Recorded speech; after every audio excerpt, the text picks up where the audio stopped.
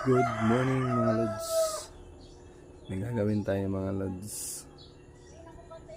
Magagawa tayo ng sangkap herbal tea. Ito. Ayan. Alam nyo ba ito? Alam nyo ba ito? Yan. Ay, medyo maliwanag. Yan. Yan. Yan. Diba? Kapayas. Kapayas. So, gagawin natin dito, lods. Ay, gagawin natin herbal. Para panggamot. Purpose natin dito. Hindi ko muna to hiwain maliliit. So watch out mga lods.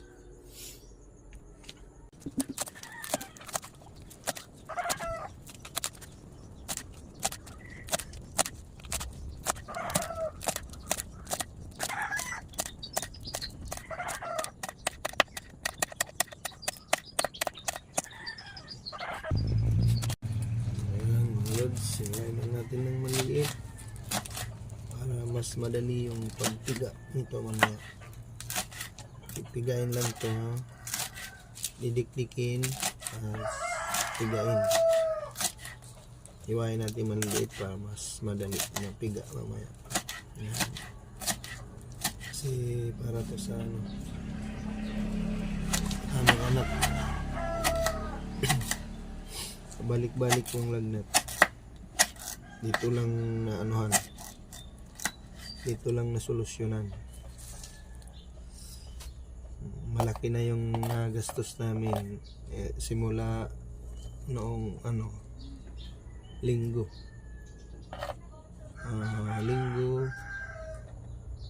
ano ba yan, August 1.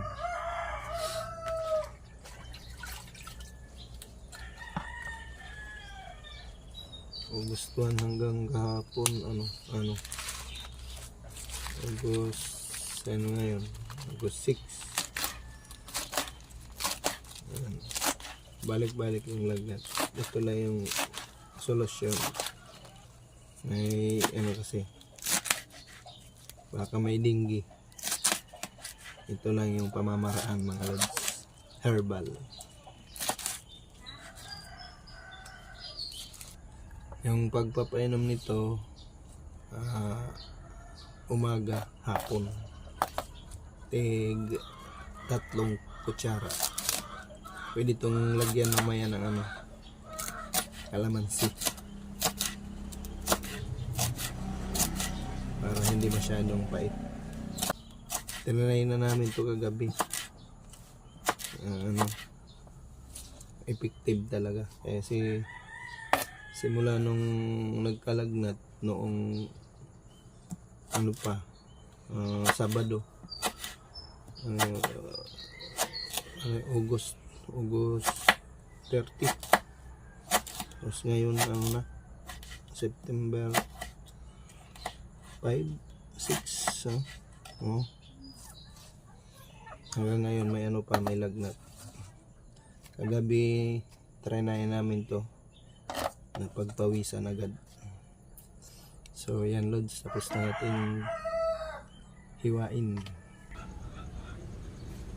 So mga lods, yan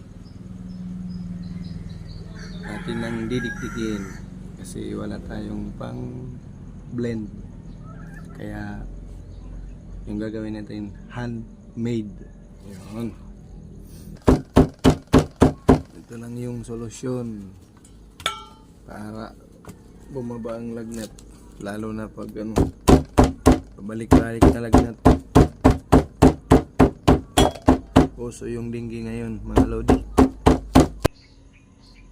So ayan mga lods, kuha ko ng baso, lagyan natin dito, ipipigain na natin. Diyan muna yan.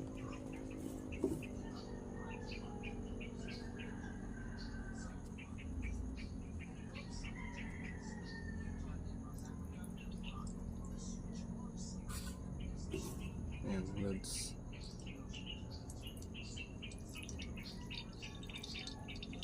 Ah. Kita nyo ba? Ah.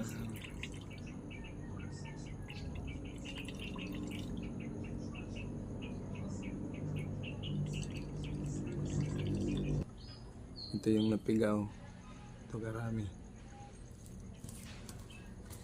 Tig 3 kutsara bawat painom. Lagyan nyo ng kunting kalamansi para hindi masyadong mapait. Para kaya-kaya inumin.